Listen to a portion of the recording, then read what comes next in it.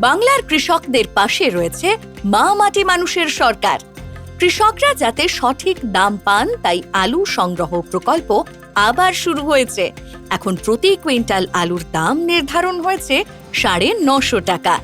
ছোট কৃষকদের সুবিধার্থে হিমঘরগুলোর ৩০% জায়গা সংরক্ষিত আছে। ভূমিহীন কৃষকদের জন্য বছরে ৪,০০০ টাকা নতুন অনুদান, যা রবি ও খারিফ মরশুমে ২ কিস্তিতে দেওয়া হবে। ২০১১ সাল থেকে কৃষক বন্ধু প্রকল্পের মাধ্যমে প্রায় ১,১০ লক্ষ কৃষকের কাছে ২৭,০১৬ কোটি টাকা পৌঁছে দেওয়া হয়েছে। শুধু ২০২৫-২৬ সালেই মৃত কৃষকদের পরিবারকে সাহায্য হিসেবে ৪১৮.৮৮ কোটি টাকা প্রদান করা হয়েছে। বাংলা শস্য বীমা যোজনায় ১.১৩ কোটি কৃষক বীমার আওতায় এসেছেন।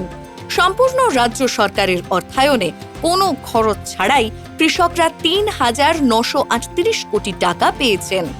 আমাদের রাজ্যের চাষযোগ্য জমির ৬৪.৪৫% এলাকা সেচের সুবিধা পায়। স্বনির্ভর কৃষক, স্বনির্ভর বাংলা।